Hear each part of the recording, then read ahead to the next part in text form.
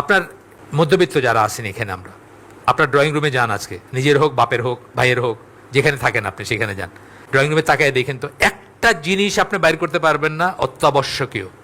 Average Bangladeshi মধ্যবিত্তের drawing রুমে একটা জিনিস বাইর করতে পারবেন না অত্যাবশ্যকীয়, এক্সেপ্ট ফ্যান হয়তো পাইতে পারেন, ফ্যান আর লাইট ছাড়া।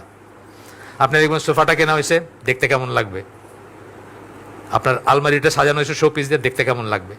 এই প্রত্যেকটা জিনিস বাহুল্য, কিন্তু এটার জন্য আপনি সুদ খাইছেন, নাইলে ঘুষ খাইছেন, নাইলে এক্সট্রা টাইম ওভার টাইম করছেন, বউরে সময় দেন নাই, বউ পরকিয়া করছে, অথবা একটা কিছু, মানে অনাচার অবিচারগুলো বলতেছে।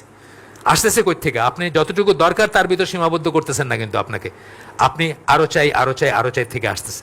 আপনিও পৃথিবীর থেকে যতটুকু দরকার নেবেন, আমি খাবেন, পরবেন, অন্ন বস্ত্র বাসস্থান, কোনো সমস্যা নাই, কিন্তু চিন্তা করবেন কতটুকু দরকার, কতটুকু এনাফ। এই যে ড্রয়িং রুমের কথা বললাম, যা দিয়ে সাজাইছেন, এটা কিন্তু আপনি অন্যের জন্য করছেন, নিজের জন্য না।